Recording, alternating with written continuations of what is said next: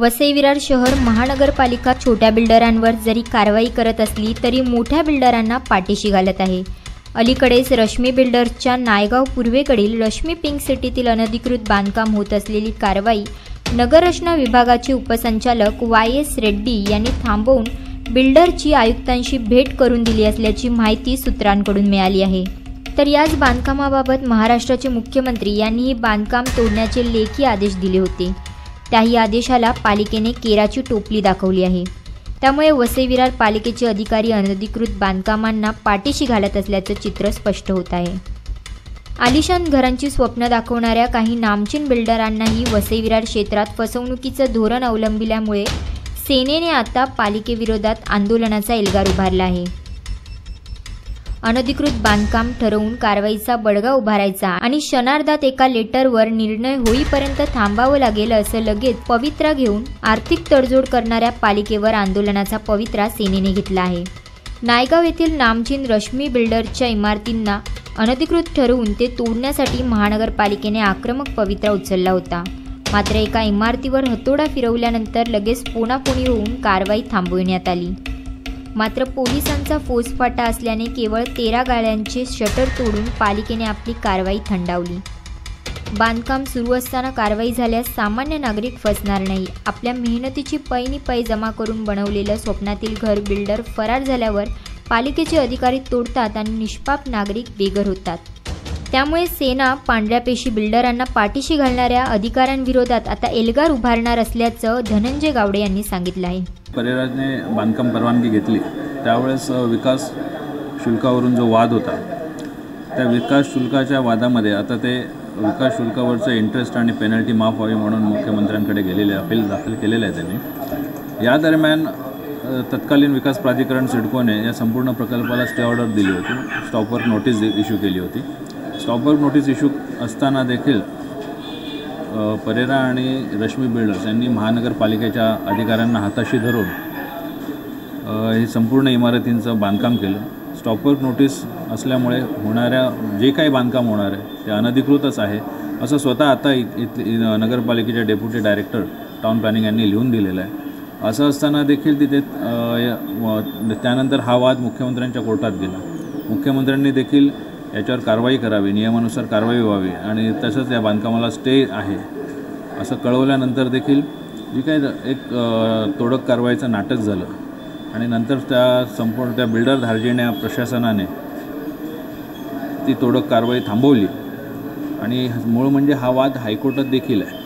माननीय उच्च न्यायालयात देखील याबाबतीत जनहित याचिका दाखल झालेली आहे, परंतु प्रशासनाला कोणत्याही भीडभाड राहिलेली नाही। प्रशासन हे पूर्ण धनदांडग्या बिल्डरांच्या बाजूने आहे। आयुक्त देखील जी काही तोडक कारवाई करतायत ती छोट्या मोठ्या अनधिकृत बांधकाम हे तुटलंच पाहिजे, मग ते छोटं असो किंवा मोठ्याचं असो, पण छोट्याच अनधिकृत बांधकामधारकांना टार्गेट केलं जातं। मोठ्या अनधिकृत बांधकाम जे करतात मोठमोठे बॅनर्स घेऊन, दिवाण असेल, बिल्डर असेल, रश्मी असेल, यांना वाचवता कसेल यासाठी संपूर्ण शासकीय यंत्रणा लागते, हे फार दुर्दैवी आहे।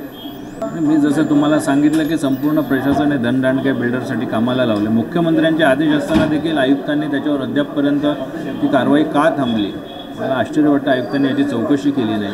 म्हणजे चौकशी केली नाही तर आयुक्तांनाच आता याबद्दलचा जाब विचारला पाहिजे की माननीय मुख्यमंत्र्यांच्या स्थगिती आदेशाला जर केराची टोपली दाखवणार असतील तर आदेश आणायचे तरी कोणाचे? स्थानिक, मी तुम्हाला सांगितलं ना, स्थानिक राजकीय दबाव तर असणार, शिवाय महानगरपालिका प्रशासन हे फक्त धनदांडग्या बिल्डरांचं प्रशासन आहे, बाकी कोणाचं नाही, सामान्य लोकांचं अजिबात नाही।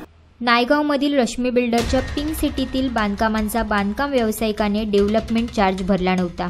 त्यामुळे सिडकोने 2008 सालापासून बांधकाम करण्यास मनाई आदेश दिला होता।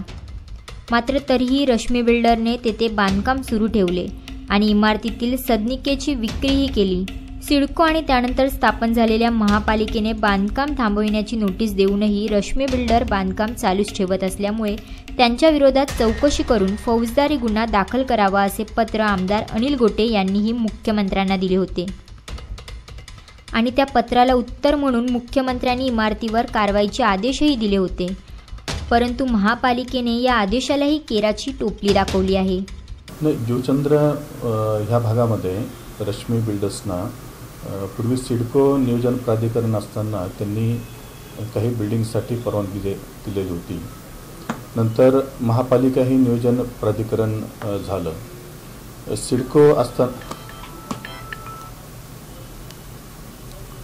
सिडको नियोजन प्राधिकरण असताना त्यांनी परवानगी दिलेल्या बांधकामांना त्यांनी स्थगिती दिलेली होती.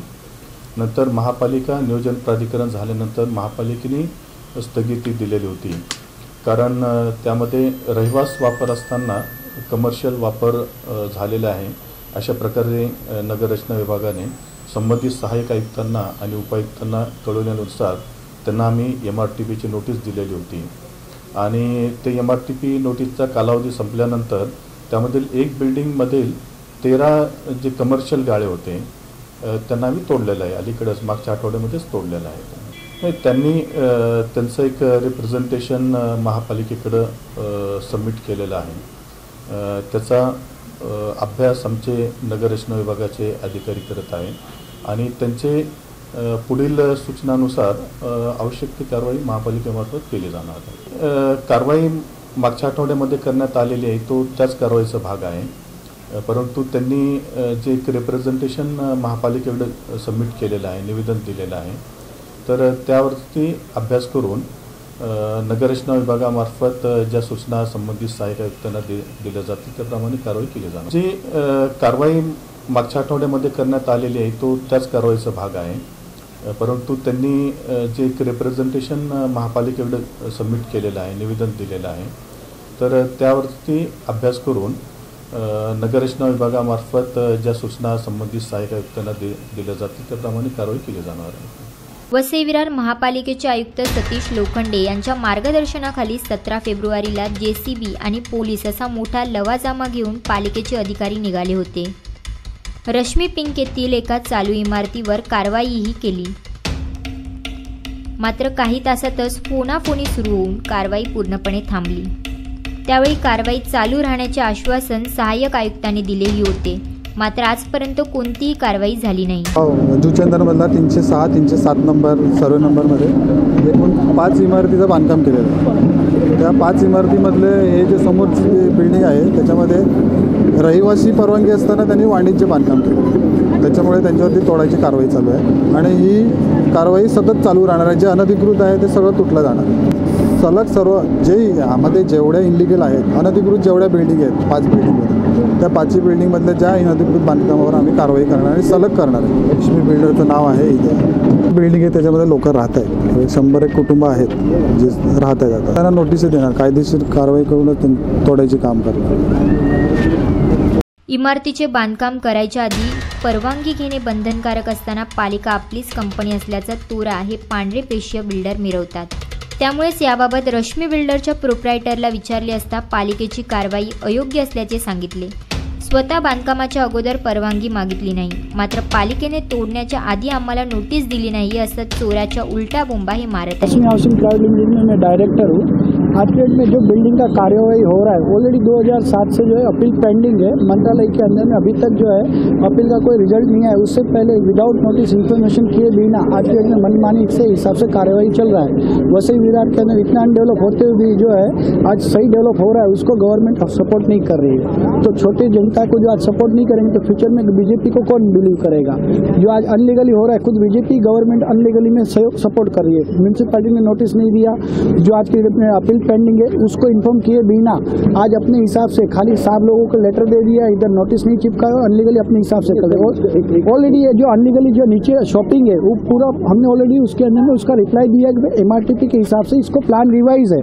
तो प्लान रिवाइज का अभी तक आपके यहाँ से कोई उसका रिप्लाई नहीं है. उससे पहले आप इसको अनलीगली घोषित करके नाम खराब करने का हेतु के हिसाब से बिल्डिंग के ऊपर कार्यवाही करो तो जनता जाने और अधिकारी जाने, क्योंकि सबका पैसा सबके साथ में विकास होने वाला, अकेले एक आदमी से विकास नहीं होने वाला. आज भी जो आप बता रहे हो तो आज जो खुद CM मोदी ने ओपनिंग किया अपना बाबा साहब आम्बेडकर का, वो आज भी परमिशन नहीं मिला है खुद बीजेपी गवर्नमेंट को, तो भी उन्होंने वहाँ पे जो है ओपनिंग कर लिया. वो लीगली है क्या अनलीगली वो आप सही में मीडिया वाले बताएं. जब वो अगर अनलीगली है तो ये भी अनलीगली नहीं होना चाहिए, अगर वो लीगली तो ये भी लीगली है। खुद आज आपकी डेट में आप खुद ओपनिंग कर सकते हो PM या CM के हिसाब से। तो एज ए आम पब्लिक के हिसाब से हम काम कर रहे हैं, कोई टेक्निकल तुरंत ऑन द स्पॉट काम होता नहीं। इसी के अपील का हमने 7 महीने से ऑर्डर डाला है, तो 7 महीने के अंदर में हमको रिप्लाई नहीं मिलता। और एक आदमी अगर कोई MLA उसके अंदर लेटर डालता है तो 7 दिन के अंदर में ऊपर से कार्यवाही होकर CM से कार्यवाही के मंत्रालय तक पेपर आता है। और हमने 7 महीने से रिप्लाई डाला, उसका अभी तक कोई हमको रिप्लाई नहीं आता है एप्लीकेशन का। तो ये अनलीगली हुआ कि लीगली हुआ, इसे CM के हिसाब से या मेरे हिसाब। अनिल गोटे करके उन्होंने एक लेटर डाला था देवेंद्र फडणवीस साहब के पास, तो उन्होंने जो लेटर डाला उसका 7 ही दिन में रिप्लाई आ गया। और आज हमने उसी को लेटर डाला तो 6 महीने से लगातार उसको 5 बार फॉलोअप करके हुए भी 6 महीने में उसका रिजल्ट नहीं आया। और जब उसका रिमार्क भी हो गया है तो जुलाई में हमको नहीं बताया गया कि आपका रिमार्क हो गया। हमको 10वें महीने में पता चलता है, तो 10वें महीने के बाद जो हम माहिती अधिकार से निकाल कर भी उसको कोर्ट में डाला और भी आपको 2.5 करोड़ लेना है गवर्नमेंट को या 8 करोड़। तो ये इशू था खाली टेक्निकली पासिंग का पैसों का, भैया 2.5 करोड़ रुपया लेना चाहिए ब्याज के साथ या जो है 8 करोड़। तो जो म्यूनसिपालिटी ने मांगा है MRTP के अंदर कोई भी चक्रवर्ती ब्याज नहीं मांग सकते।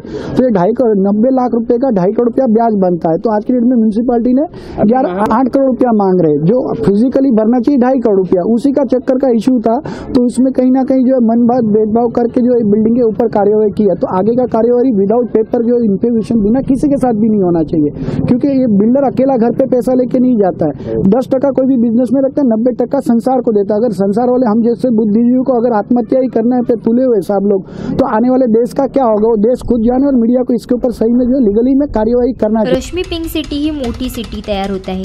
इमारतींवर होणारी कारवाई सध्या थांबली आहे। मात्र ज्यावेळी हे बिल्डर सदनिका विकून जातील तेव्हा मात्र पालिकेचे अधिकारी हतोडा घेऊन तोडायला येतील। तेव्हा मात्र पालिकेचे अधिकारी सेटलमेंट न झाल्यास बांधकाम तोडतीलही, पण त्यामुळे बिल्डरांचं काही न जाता सर्वसामान्य रहिवाशांचे हाल होतील एवढे मात्र नक्की। खुलासा न्यूज वसई।